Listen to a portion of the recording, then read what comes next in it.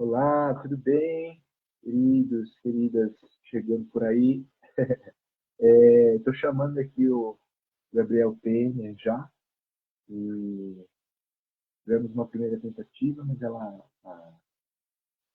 vai cair. Então, vou convidar ele outra vez e vamos conversando. Eu faço que o sinal dele também esteja com dificuldade. Tudo bem por aí, amigo? Como é que está o Recife? Um abraço. Só vai chegando por aqui. Enquanto isso, eu vou convidando outra vez Gabriel Penha. Amigo querido, Tudo bem? Agora agora sim, sim. agora Sim, sim. sim, sim. Boa noite, quem está por aí nos acompanhando. Boa noite também ao querido amigo Gabriel Penha, poeta, dramaturgo, produtor cultural na Argentina e no mundo, né? Está. Somos do mundo, cidadãos do mundo. Boa noite, bem-vindo. Boa noite, Matheus. Um prazer para mim. Aqui vou falar um pouquinho portunhol, portunhol selvagem. É um prazer É, para mim compartilhar com vocês, com todos vocês, esta a nova experiência que um novo livro seu. Assim que eu sou muito feliz de compartilhar esta experiência.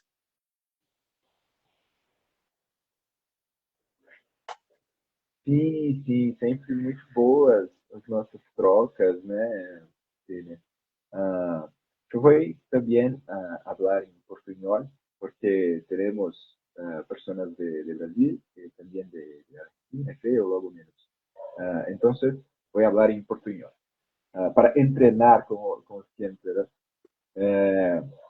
Eu fiquei muito feliz com essa troca que nós tivemos agora mais próxima, assim, né? Trocas mais efetivas, apesar de que essa ideia de falar sobre o portunhol, de falar sobre a multiplicidade de línguas, era um tema que já estava recorrente, né, há alguns anos para nós. Assim, várias oportunidades de conversar sobre isso, tanto aí na Argentina quanto aqui no Brasil e online. Né? E agora foi possível concretizar essa troca. Como foi para você o impacto de contradizer esse texto? Para mim, sua convite foi uma coisa muito interessante, porque eu pensei na coisa de não traduzir. Há um poema de um escritor brasileiro, que é Ferreira Goulart, que é traduzir-se, sim? E eu pensei nesse poema, nessa poesia, e pensei na ideia de contra-tradução, uma contra-tradução, mas sintetizando esse conceito, eu acho na ideia de contradição. A poesia sempre é uma contradição, ou uma dição à la contra, sim? Sempre está peleando na contra. Uhum. Sim, porque há espaços para o silêncio, para a imaginação. ¿Sí? Precisamente, a poesia é o silêncio, a poesia é o espaço em branco, a página, a folha no branco, e como a música. Sem silêncio, a música não existiria, não tem existência. A poesia sem silêncio tampouco tem existência. E você tem um projeto, aqui tem dois livros de você, anteriores, e tem um projeto de um jogo com a espacialidade, um jogo com o desenho, um jogo com o silêncio, que tem um lugar para habitar, para viver, para existir. Pero esse lugar para o poema é um lugar de silêncio. Sim. Eu também gosto muito de pensar o poema como um espaço de conversa, de conversação. Primeiro com a página, primeiro com o vazio da página, a página em branco. Mas, num segundo momento, também com quem está lendo, né? Com o leitor, quem aprecia, quem navega pelo livro. É sempre uma conversa, e essa conversa precisa de espaço para existir. Ou seja, não é só o que nós dizemos a quem nos lê, mas o que quem nos lê também cria, realiza, experimenta com essa leitura. Né? Isso me interessa muito. Sei que a você também. Acho que pelo fato de nós virmos do teatro, das artes da cena, né? De ocupar esses espaços, de dialogar com os corpos, isso para mim é sempre muito forte, muito potente na sua obra. Sim, precisamente o poema, o teatro, são muitas vezes diálogos impossíveis. Não é impossível. O poema é um diálogo impossível. É um diálogo com eu mesmo, um diálogo com a página branco, um diálogo com os demais poetas, os demais os leitores, e nunca tem a certeza de concretizar-se esse diálogo, mas é uma insistência. O diálogo o poema é isso que existe para insistir-se. E eu acho que isso é sua poesia e parte de minha poesia também, é uma insistência constante. Uhum.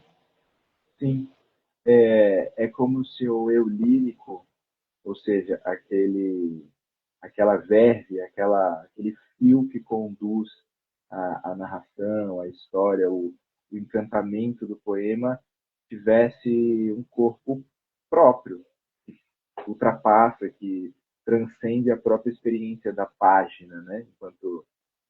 Enquanto fruição, enquanto motivação da leitura da história, né? Sim, eu penso que o poema tem o corpo próprio, tem a função do poema é escapar, fugir do poeta. Existe o poema, mas não tem certeza da existência do poeta ou da poeta. Eu acho mais no poema como entidade pessoal, entidade material, entidade própria, mais que produto de um poeta. Eu quero que o melhor poeta é o que tende a desaparecer. Perfeito, perfeito. Essa experiência de escrever para alguém que vai ler, mas sem saber quem é esse leitor, é uma coisa que me faz refletir sempre. Assim, como escrever poesia com a entrega, ou com a dedicação, com a profundidade que o poema exige, mas também garantindo que esse mergulho não seja só meu enquanto escritor, mas possa haver a comunicação, possa haver o contato, possa haver a interação com quem está desfrutando do livro, né? E acaba que o livro vira uma experiência até mais profunda do que apenas gramatical. Nessa empreitada, nesse trabalho Corpo Bruja, uma coisa que também ficou muito latente, que a gente experimentou um tanto, foram as trocas pela voz, pela vocalidade, sonoridade. No dia 29 a gente faz o lançamento do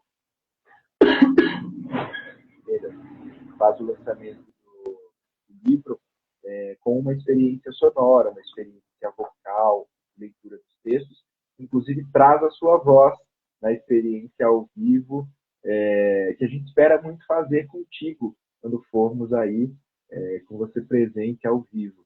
Está chegando o Guilherme Matos aqui também, que está fazendo essa experiência sonora com a gente, com as violas, os efeitos e tal. Então, eu queria que você comentasse um pouquinho como é essa experiência da poesia vocal, né, na sua criação e na sua interação com o poema.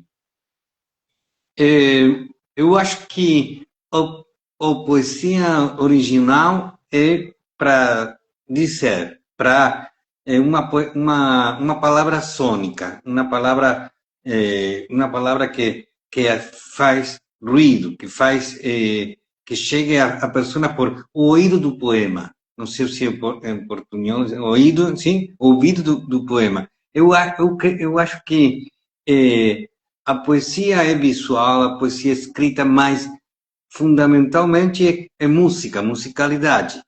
E a musicalidade tem que ver com isso, com escrever a partir do ouído, não? É o que a gente pode escutar na rua, a gente pode escutar nas oficinas, a gente pode escutar em qualquer coisa na vida. Na vida, a vida é esse poema que se escuta, sim? Então, é um exercício muito interessante que eu faço sempre caminhar pela rua e escutar os fragmentos das palavras das pessoas. E com esses fragmentos eu pude fazer um poema que não tem explicação, que não tem racionalidade, mas sim tem sonoridade, sim tem musicalidade. E isso creio que é o poema original, para ser escutado.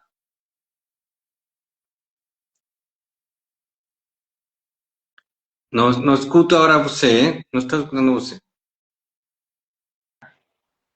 Aí. Quando você escreve o poema ou pensa o poema, você já imagina a sonoridade que ele tem? Sons de pássaro, sons de água, se a voz é grave ou se é uma voz leve, aguda? Como é para você essa imaginação, imaginar o poema? É uma pergunta muito interessante porque eu sei quando, bem, eu sou um escritor multifacético, não? E eu sei quando uma coisa é poesia e quando uma coisa, uma ideia vai para teatro, para dramaturgia, ou uma coisa para uma novela, uma coisa assim.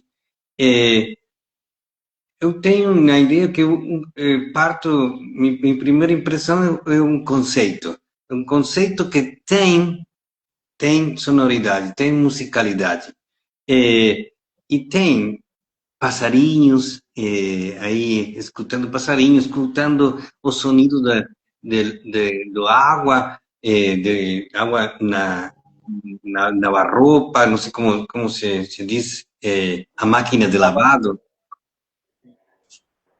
Sim, e esse ruído, isso tem que ser um poema, ou lavando os pratos na cozinha, isso tem uma sonoridade que não é igual a outra sonoridade. E aí tem um ponto de partida da escritura. Sim. Quando nós ouvimos, o Gui está por aí, se quiser comentar também alguma coisa, viu, Gui? Mas quando nós ouvimos o registro vocal, o registro sonoro dos poemas que você contradisse e nos enviou, a primeira impressão que a gente teve foi de que o poema transbordava, assim, né? Era quase como uma carta, mas uma carta sonora, vinha ao encontro do que a gente estava buscando também com a sonoridade que a gente estava experimentando aqui, principalmente porque os poemas originais, os textos que eu enviei a você, foram textos que surgiram para mim pela criação vocal, surgiram pela voz, pela vocalidade, por cantarolar um trecho, por ficar, né, voltando aquele verso, aquela métrica, até apurar ela para um verso final, né? Final entre aspas, porque o verso está sempre se recriando, sempre se reinventando. Então, isso que você está dizendo, para mim, pelo menos, faz muito sentido, assim, porque foi a experiência que a gente teve ao ouvir os textos que você compartilhou. E com o desafio de incorporar esses textos na sua voz, ou numa outra língua, né? Falando aqui da perspectiva brasileira, dentro dessa performance sonora, mas também dentro do livro. E daí foi um trabalho editorial bastante interessante assim, que o Thiago Mini acabou propondo. Ele não está com a gente hoje porque ele tinha ensaio também de teatro, então estava no ensaio, não conseguiu estar com a gente hoje. Mas, para mim, um trabalho fundamental assim, de editoração também, de organização do diálogo dessas cartas, né, dessa conversa poética que a gente teve dentro do livro. E eu, pelo menos, gostei muito assim, do resultado. Espero que você também goste, que os leitores por aí gostem da experiência que a gente está propondo, porque foi um desafio. Assim, sabe? Você tem uma característica muito interessante que eu ouvi eh, em suas poesias, que tem que você, ao gerar uma performance local, como você diz, eh, faz que o poema cresça, que o poema se transforme, que mude, uma mutação poética, não? Então, o vocal tem que ver com a distorção, não? Da distorção do poesia original. Isso, a mim, essa performance vocal me interessa muito, porque não há, eu acho que não há um solo poema, aunque seja uma sola escrita. Há muitos poemas que cada pessoa pode gerar ao ler esse poema. Então, ao dizer o poema, já com essa performance, já tem um novo poema. Uno pode fazer uma ideia, pode ser um livro com um livro sônico, com o mesmo poema leído por muitas pessoas e tem uma variedade incrível de poemas. Sim.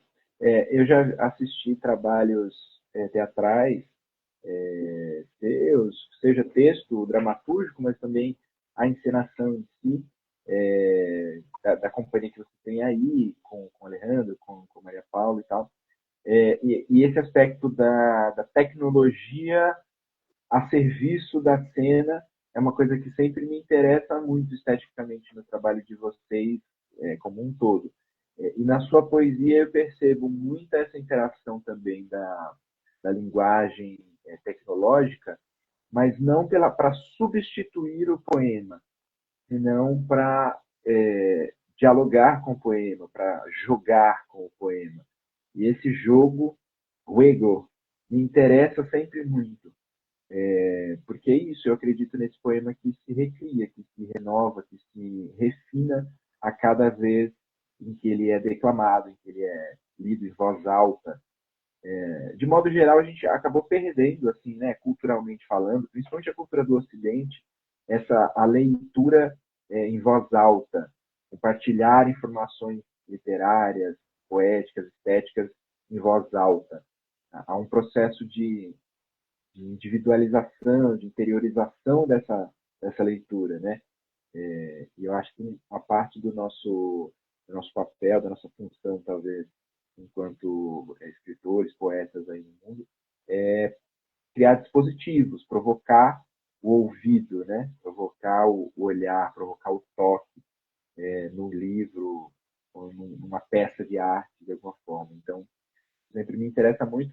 E esse livro, para mim, tem trazido essa experiência de criar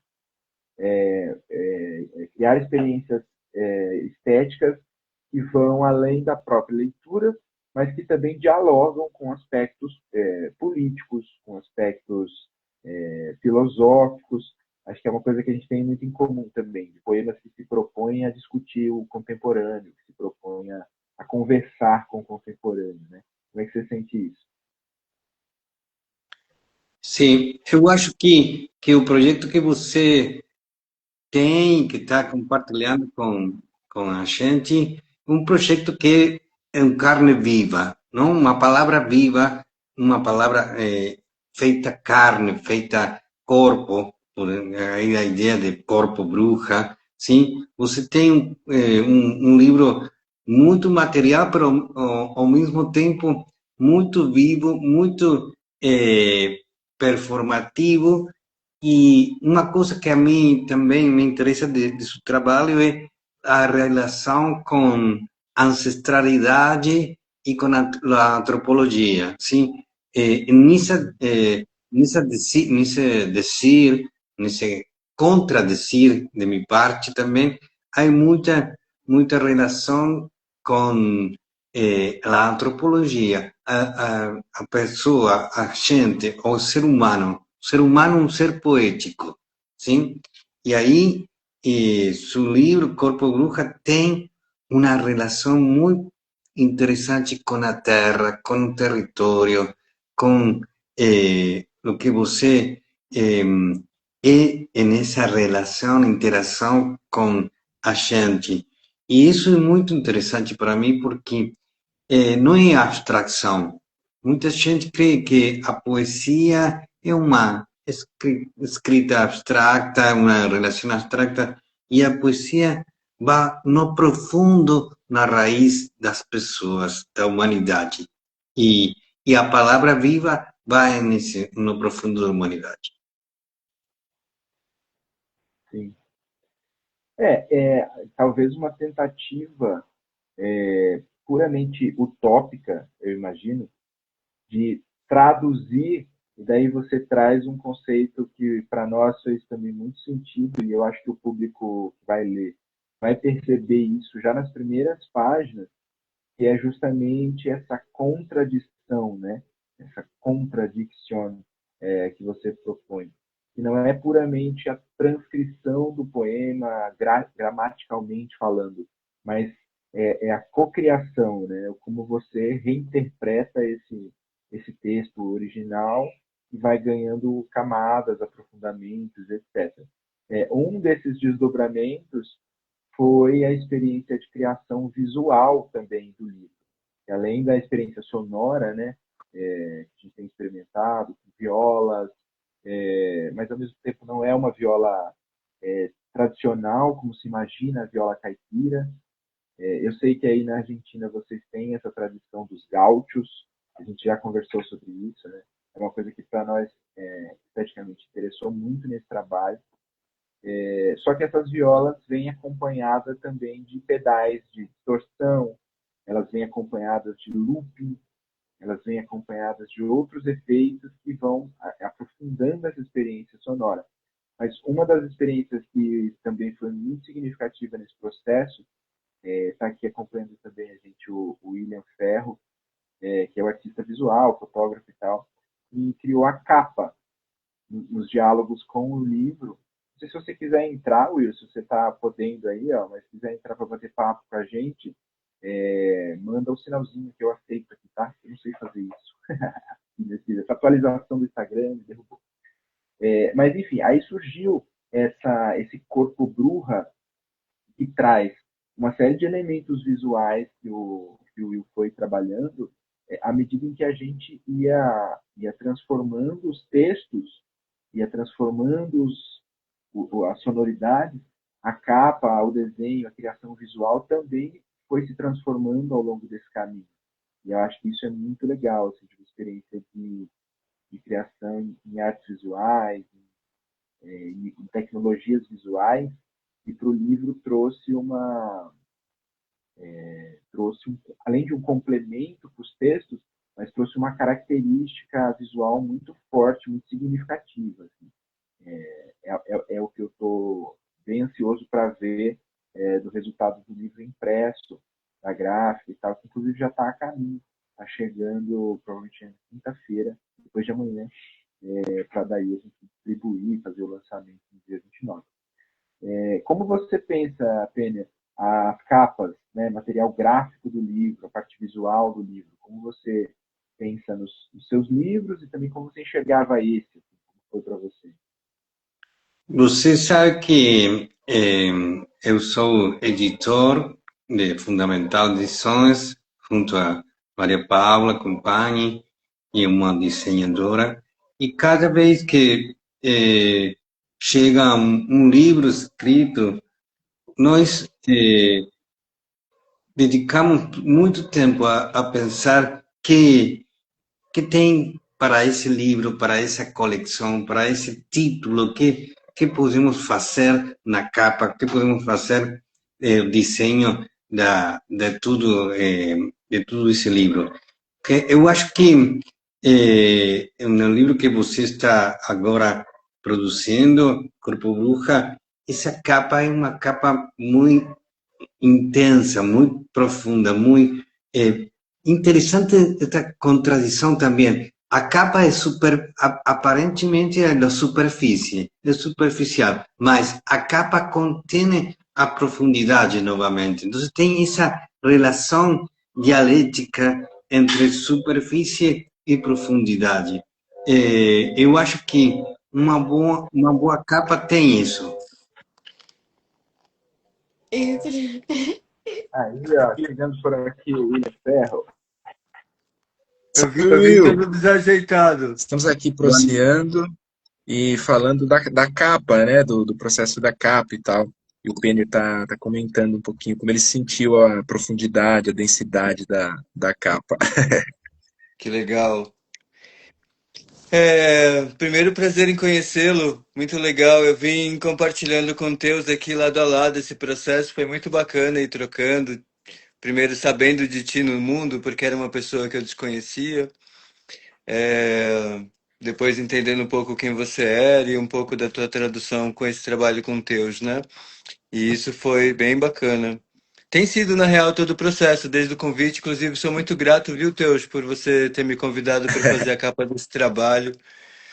Eu acho que foi um lugar que eu fui me encontrando assim na escuta, né? Acho que como o Mateus fala que tá na palavra, né? Aí em mim teve na escuta, né? Poder escutá-lo, poder escutar a própria palavra da poesia, né?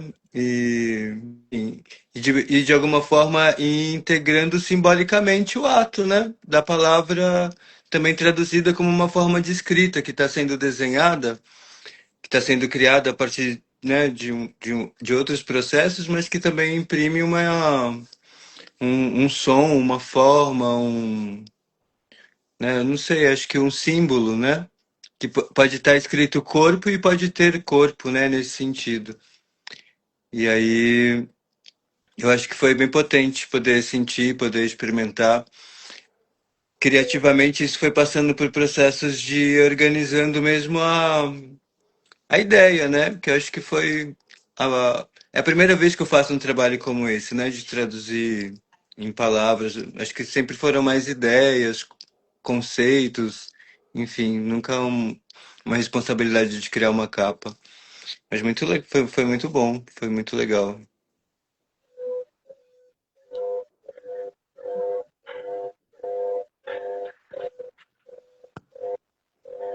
Tá dando um chabu.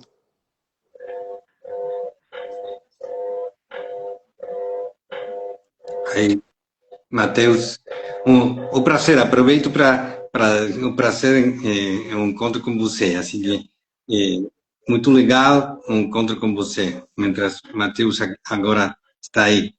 Bem-vindo, Matheus. Sim. Tá mute. Ya, ahora sí. Gabriel, si quieres, puede hablar más sobre la capa del libro, porque Will se entró Sim, en lo eu mismo en internet. vi na capa um processo, como está falando o amigo, uma construção simbólica sensível. Eu acho que a capa tem uma sensibilidade muito profunda que não vai em relação com o texto que há dentro do livro, mas a capa tem identidade própria. Uma capa é muito importante quando uno vê, visualiza a capa na livraria, nas mãos dos leitores, a uma mesa de um bar, de um café. Os olhos têm uma relação direta com as capas. E quando uma capa atrai, é uma capa que queda para sempre. E, sobretudo, o livro pode quedar para sempre. Muito legal. Eu sinto que, enquanto tradução, acho que a primeira foi um processo um pouco complexo, na real. Porque o Matheus ele propôs com uma outra ideia primeiro, né? Ele disse que o livro ia se chamar Palavra, Corpo, Terra. E aí Isso, foi nisso palavra que eu terra vibrei a corpo. princípio. É, palavra, terra, corpo, desculpa. E nisso que eu vibrei primeiro, né? Todo o processo das sinapses foram sendo geradas a partir desse primeiro referencial, né? Da palavra, da terra e do corpo. E aí eu fui criando muitos símbolos, primeiro mentais e depois fui experimentando platonicamente, assim, sabe? Tipo, coisas sendo rabiscadas em papel, com esferográfica, mais tarde manipulação digital.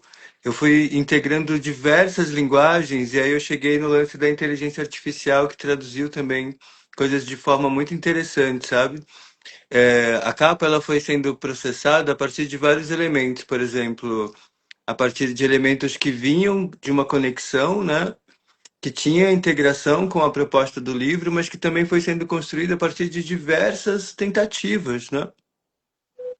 E com diversas tecnologias, até que a integração disso gerou um processo muito legal. Usando edição em software livre também, acho que isso é muito legal, esse lance do código-fonte aberto. Então, eu sinto que em termos de processo de criação, foi um processo que eu considero que foi bastante evoluído para mim como artista, assim, sabe? Poder Uhum. traduzir da forma como eu consegui. Foi muito legal. E aí eu vejo Incrível. hoje o potencial de ferramentas criativas, mas que estão integradas com processos que são ancestrais, né, de escrita mesmo, né? Desde, desde primeiro até do próprio processo simbólico para depois a palavra, né? Então, hoje eu penso que a integração ela está inserida em diversas coisas, né? Por mais que exista uma evolução plena em todas as linguagens, a gente tem um processo mental que consegue gerar símbolos, né? A partir de compreensão. Que, por exemplo, uma coisa que eu sempre digo é que não era qualquer pessoa que descia no fundo da caverna para fazer uma grafia lá, né? Eram pessoas que tinham um papel representativo também nessa elaboração, em que de alguma forma tanto a capa como o conteúdo, o texto, a escrita, a imagem, né, as relações, elas estão integradas em tudo que a gente é simbolicamente, né? E é muito legal a gente ainda continuar traduzindo isso tanto tempo depois, né? De forma tão evoluída. E tá transmitindo numa live agora, imagina isso. Maravilhoso. É muito legal. É, E internacional, veja acho que lá. só uma dentro que eu queria falar também é essa coisa do processo criativo, né? O Teus, ele já vinha gerando isso nele, né? Enquanto processo criativo, né? Eu não sei nem exatamente precisar o tempo, mas já vinha nele o livro, né? E ele foi se transformando ao longo desse processo, eu fui observando isso, e as coisas foram se transformando, né? As primeiras informações de capa eram coisas muito diferentes, eu fui mostrando pro Teus, a gente foi conversando, aí não era muito isso, aí eu fui buscando mais elementos, ele foi falando de uma cor, de uma forma, enfim, de elementos que foram sendo traduzidos para mim como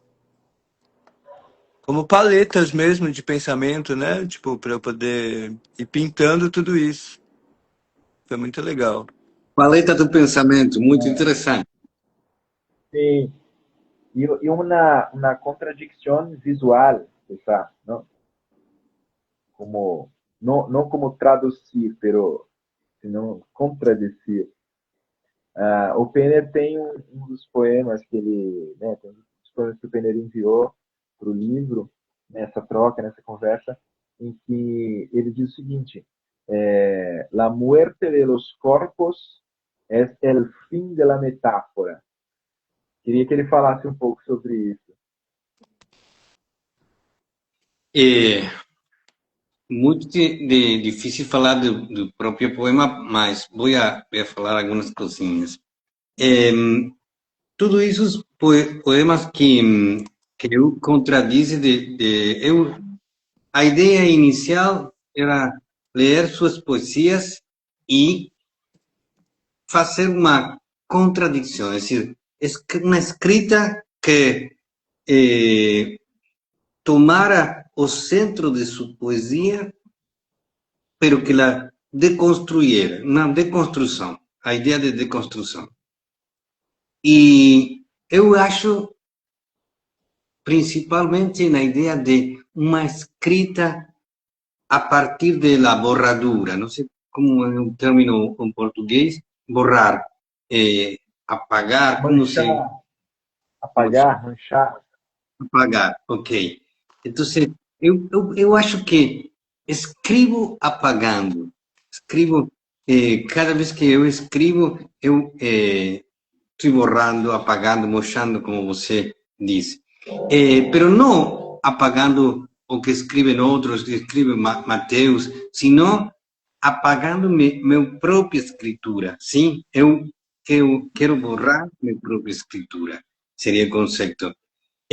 Por isso, o primeiro poema que eu escrevi disse: palavra ou tudo o que se perde é. Sim? A palavra o que se perde. Eu puedo, agora que estão falando da capa, a palavra se perde. A palavra é incompleta. A palavra desaparece, fuge. Em cambio, capa é completa. É uma tradução simbólica completa. Por isso, na relação, por isso eu sou escritor, não pude fazer nenhuma capa interessante. Um artista mais completo é aquele artista que faz a capa, não? Que tem essa ideia visual, não? A mim, eu me defino como um artista incompleto. A palavra é incompleto, sempre falta algo. Em meu caso, né? Eu falo por meu, não quero falar em geral por todos os poetas, mas para mim a poesia é o incompleto, o mundo incompleto das coisas. Maravilhoso. Eu também sou poeta por isso, viu, Penny? Porque para mim a imagem é sempre um desafio maior. Assim. Apesar de ter alguns trabalhos em artes visuais, mas são puramente estudos, assim, são um rascunho das ideias. Eu nunca consigo perceber aquilo como uma forma completa. Falando sobre o aspecto visual do livro, vai surgindo, além da capa, além dos poemas dispostos na página, além da forma de onda do verso em áudio, em voz, das sonoridades, surge também essa persona, né? Essa leitura performática, essa conexão cênica de artes vivas, no sentido da presença do Estado em tempo real. Daí a Ariane perguntou aqui se a gente podia julgar a capa o livro pela capa, e também comentou aqui, ó, a palavra é volátil como éter, a imagem é perene como a terra. Ela, inclusive, tem desenvolvido os figurinos para essa experiência sonora performática, ao vivo e tal. Não sei se você quer entrar, Ari, se você pode entrar e tal, mas se você quiser comentar um pouquinho sobre isso também, eu acho que é um desdobramento de uma terceira ou quarta, eu ia dizer camada, mas talvez seja dimensão mesmo da experiência do livro, né? É quando o poema se transforma também do ponto de vista do figural que se cria para que aquele poema aconteça. Eu sinto como uma espécie de rito, é uma espécie de ritual ler um poema, manifestar o poema ao vivo. Então, acho que esse comentário da área dá essa nuance também. Vamos ver se ela consegue entrar aqui. Eu vou chamar.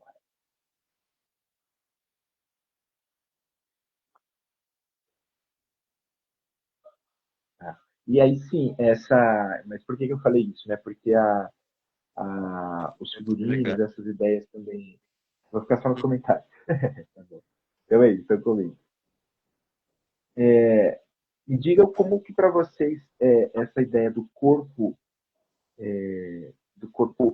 presente atravessou a obra para vocês, porque o Will comentou lá no início que a obra, a princípio, teria o nome maior, mais completo, que é o nome do projeto como um todo, né? Que é Palavra, Terra, Corpo. Me interessava também nesse projeto falar sobre educação, e educação, letramento simbólico, poético, a partir do verso, a partir da poesia, a partir da escrita não formal, da oralidade. Aspectos como esse me atravessaram no projeto como um todo. Então, eu acabo falando sobre educar a partir da poesia, né? Nas oficinas que a gente fez, nos trabalhos pedagógicos que a gente fez. Mas como para vocês essa experiência do corpo em transformação, do corpo em criação, conectou essa obra? Como foi para vocês? Era uma coisa que vocês já vinham criando? Vocês já tinham trabalhos anteriores? Ou foi uma descoberta falar sobre isso nesse trabalho agora? Eu não sei exatamente se eu entendi, mas eu sinto que, por exemplo, em alguns momentos, quando a coisa ela foi se organizando, e aí a imagem passou a ser traduzida para além do terra-corpo, e aí chegou no corpo bruxa, a energia teve um campo de virada. Mudou o símbolo, mudou o significado e mudou tudo, sabe? E aí essa dinâmica ela fez com que a própria imagem se retraduzisse, sabe? Não sei, de alguma forma. E as imagens que foram sendo de alguma forma fluídas durante o livro, elas também foram sendo geradas a partir de sensações e de sentimentos da escrita, né? Então a forma, o gesto daquelas figuras são como se fosse o corpo sentindo a palavra. Horas, Sim. horas aterrado, horas muito aberto e estendido, e enquanto processo criativo, às vezes isso era a representação do meu próprio corpo, que eu posicionava em diferentes formas e organizava a partir disso uma série de retraduções, né? Sei lá, de alguma forma, do que eu sentia com alguma palavra que me vinha mais potente, sabe?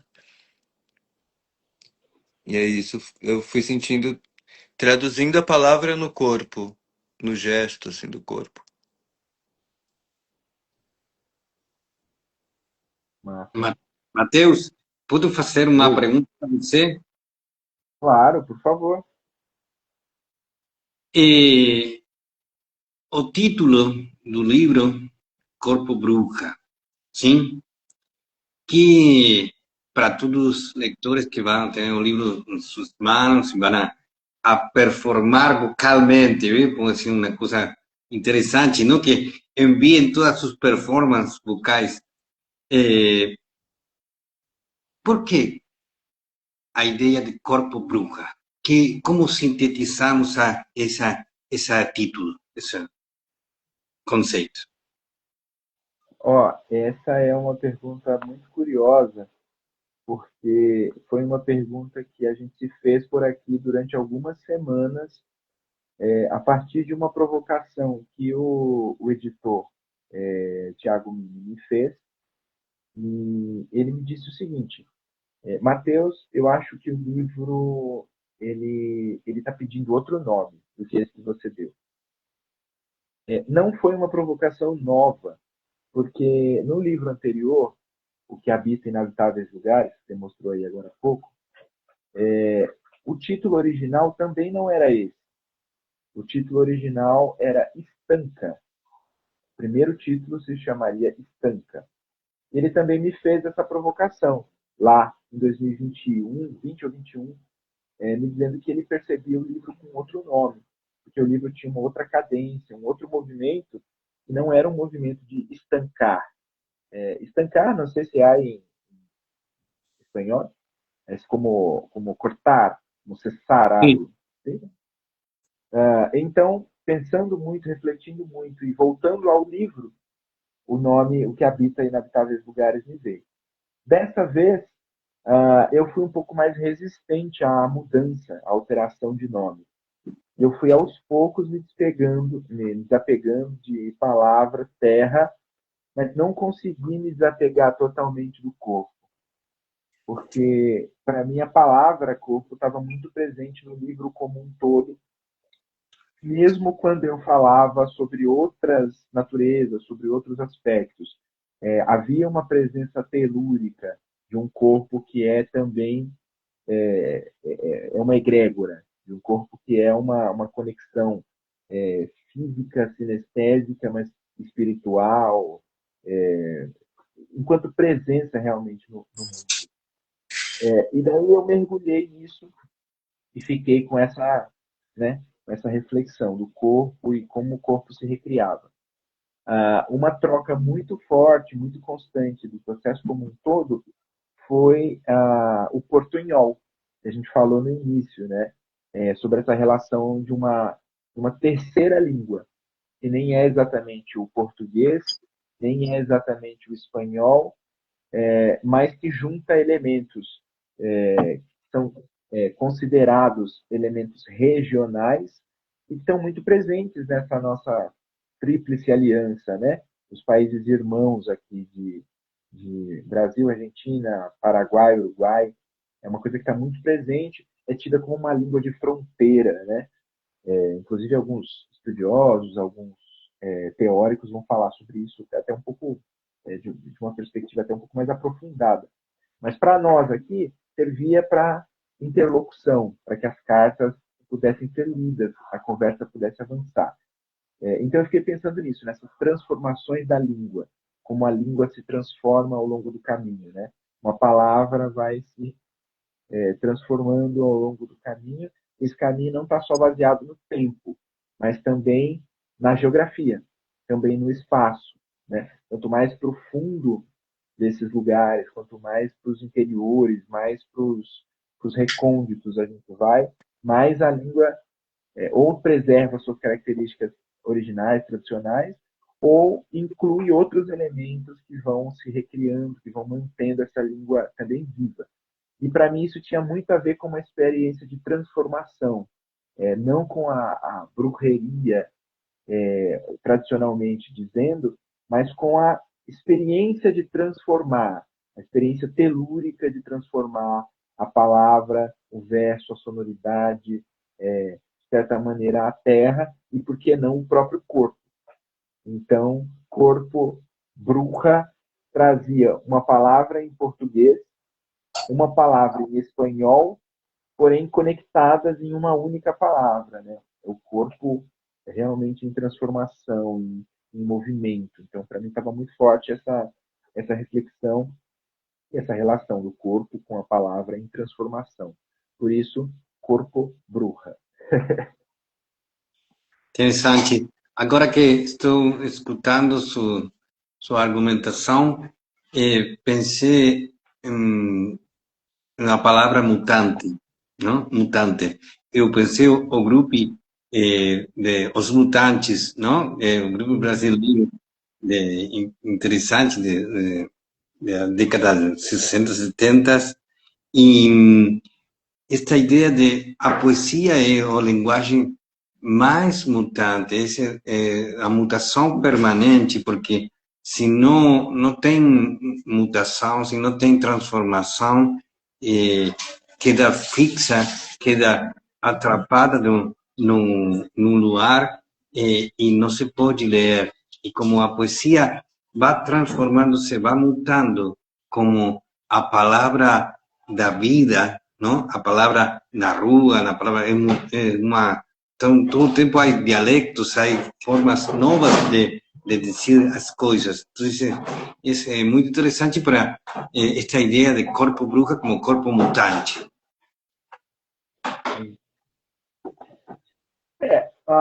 Acho que a experiência visual do livro foi se transformando até chegar nessa figura final, digamos assim, mas quando chegamos a ela, o Will também propôs novos desdobramentos, novos movimentos dessa figura. Então, eu posso adiantar que a capa do livro é a primeira imagem que a gente vê desse corpo.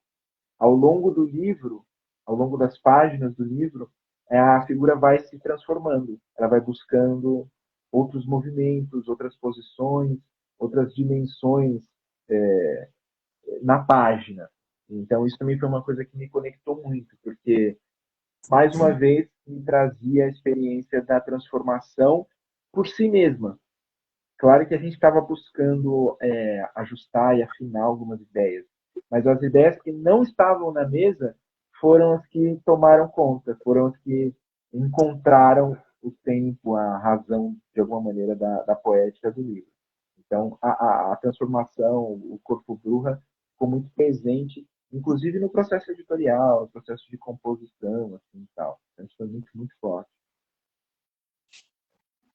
Teve uma outra intervenção que aconteceu justamente por conta, né, desse lance do Duolingo, assim, que era como que a gente tratava disso na capa. Então a capa teve alguns processos quando ela chegou no formato de como que isso seria, né? Essa figura também se transpôs mais uma vez numa espécie de semifinal, assim. E o corpo ainda seria algo que estaria talvez dividido entre o que seria português, o que seria espanhol, se isso seria intercalado, se isso seria uma sequência, se ele viria da direita para a esquerda e da esquerda para a direita, né? Enfim. Mas, e aí isso tomou forma na capa, né? Foi legal também, porque o próprio diálogo entre essas linguagens possibilitou também um diálogo na formação da capa. Mas aí depois o Teus não sentia dessa forma também, então ele sentia isso integrado, sem divisões, sabe? E aí acho que foi caminhando para esse lugar, né? Então esse movimento ele foi sendo cíclico em todas as decisões que iam sendo tomadas nas atmosferas, né? No que você falava, no que o Gabriel falava, no que, enfim, a Mini também. E aí eu só ia reverberando e na escuta, sempre na escuta. O que que esses caras estão tramando? Para eu poder traduzir no traço isso, sabe? Isso, a reverberação da escuta. Isso É, precisamente a capa. é, O texto reverbera sempre. Há uma característica fundamental do texto poético é a reverberação. É como a cada pessoa reverbera em ele, em su inconsciente, e creio que, eu acho que essa reverberação faz possível o encontro. sim. Falando em reverberação, o livro físico se desdobra no registro sonoro dessa experiência que eu comentei, que a gente vai fazer no lançamento, né, nas performances ao vivo, mas que também vai ganhar o desdobramento em um audiobook. Ou seja, ao final do livro é possível escanear um QR Code e vai levar para uma plataforma de áudio, né, que é o Aos Primatas Podcast, que é um podcast que eu já tenho lá desde 2019, já tem um acervo de poesia considerável, e vai ganhar, então, esse desdobramento como um audiolivro. Mas mais do que um livro para colocar o play, né, para dar o play e ouvir, é um livro, uma plataforma para acompanhar a leitura do livro. Então, o Guilherme e eu estamos pensando nessa característica sonora mais próximo de uma trilha sonora, um soundtrack, do que propriamente de uma leitura monótona do livro ecoando simplesmente pela voz. Na verdade, uma experiência somática, né? Ela vai se somar com a experiência do livro, da leitura pelos olhos, mas também pela leitura a partir dos ouvidos, da experiência física do som. E eu acho que isso tem muito a ver com a reverberação, que era o que o Pene estava comentando agora, ganhando outras plataformas e reverberando de outra maneira. Sinto que o nosso tempo não vai muito mais longe, então já vou agradecendo todo mundo que passou por aqui, que permaneceu com a gente, né? Algumas pessoas eu acenei aí que eu consegui ver, mas essas letrinhas são muito pequenininhas. Eu não enxergo elas direito. Mas o Ariane, eu já falei, Guilherme Matos, Sidão, Fernando Júnior está por aí também, a Ana Lustosa, Michele, a Florência, e todo mundo que passou por aí, a Fundamental Ediciones. Essa live vai ficar salva nos nossos perfis aí, para a gente também ter como um marco de início desse livro no mundo. Agora sim, chegando da gráfica, a gente vai fazer o evento inicial para lançar esse livro. E a ideia é que esse material possa circular por outras plataformas também, inclusive a gente levando aí para fazer na Argentina, viu, Pedro? É uma vontade mútua aqui, tanto minha quanto do William, quanto da Ariane, enfim, todo mundo que está trabalhando, do Guilherme, todo mundo está trabalhando nesse projeto, direto e indiretamente. A ideia é que a gente possa estar aí logo em breve para fazer o lançamento, fazer a performance sonora e, por que não, ir reescrevendo o livro, seguir compondo esse material, né? Então, eu já agradeço vocês também pela presença e vou direcionando para as nossas falas de encaminhamento para a gente dar fluxo aqui na rede.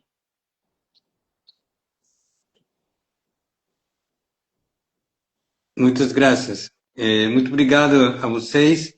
Eu quero solamente agradecer a todos, a Mateus, a um amigo que foi o cantor da capa, e a gente que está aí presente, como Lágrima Peluda, e toda a gente que está acompanhando. E espero o livro aqui. Vamos apresentar o livro aqui na Argentina em algum momento. Sim, eu espero ter esse prazer. Assim que, muito obrigado para todos, muito obrigado por nos ser. E, como dizem por aí, é coisa mais linda, sim. Linda, linda, linda, linda. Fazer projeto coletivo é uma coisa linda, linda da poesia. Eu também fico aqui agradecido por toda a possibilidade, né, de a gente ser gerador no mundo. Eu acho muito legal isso, como a coisa gera, né? Tá gerando agora, gerou no pensamento do Teus, foi sendo transmutado, foi sendo, enfim, transmutando mesmo barreiras, fronteiras, e para avançar em processos criativos, né? Então eu louvo muito qualquer ato criativo, né? É isso que eu desejo para o mundo, atos criativos. Então, sou grato por isso. Que a gente continue somando nesse mundo, né? Vamos nessa, vamos para a Argentina, vem para o Brasil também, tu, Gabriel. Obrigado. Vamos cruzar as fronteiras da linguagem, da imagem, do som, porque é isso, a poesia é supersônica, né? A gente precisa realmente se permitir a ela. Então é isso, eu agradeço, sou muito grato pela experiência de compor com vocês. Todas as outras pessoas que somaram nesse projeto, o Thiago Minho eu já comentei, a Monique, que fez a revisão, o Ricardo, que trabalhou nas grafias aí, né, nas nossas peças de divulgação, a Carla, nossa assessora de imprensa, enfim, todo mundo que, porventura, acabou passando a trabalhar no projeto e compor e contribuir com a sua arte, com a sua visão de mundo. A Ariane também já falei, trabalhando nos figurinos, o Guilherme focado aí comigo no processo das sonoridades, o Bruno Peixoto, que fez a captação do áudio e algumas imagens que a gente vai lançar ainda até sexta-feira, ou até sábado, que é o dia do nosso lançamento. Enfim, é sempre muito bom aproveitar para lembrar que esse projeto é um projeto que foi incentivado por política pública aqui na cidade de Poá, mas que permite que a gente possa transpor essas barreiras, essas fronteiras e circular com esse material pelo mundo. Então, vivam as políticas públicas para a cultura. Eu sei que na Argentina aí a conversa está um pouco diferente daqui, né? Tem muitos desmanches, muitos desmontes que vocês vêm vivenciando aí. Então, é sempre bom a gente exaltar os artistas, as pessoas que contribuíram, que seguem contribuindo com a nossa jornada no mundo. Então, um beijo para vocês Beijo para os companheiros aí da Argentina, Fundamental Ediciones, o Contexto e todo mundo. Beijo para o Will também. E é isso. Um abraço para todo mundo que passou por aí. Espero vocês, quem puder. O Pena acho que não vai poder dessa vez, mas espero vocês no lançamento do dia 29, aqui no Bosque da Nova Poá. Esse é um evento bonito, conclusão também do projeto Onírica, da Ariane, a gente vai fazer entrega de certificados, vai ter um monte de coisa legal acontecendo durante o dia. A partir das 11 horas da manhã, estejam com a gente e vamos que vamos. Aí, falei da Monique agora, ela acabou de entrar. Salve, Monique! Estamos fechando a conversa. Falei de você aqui da revisão agora há pouquinho, tá bom? Um abraço, obrigado a todo mundo. Até já! Beijo! Beijo, beijo. Guilherme,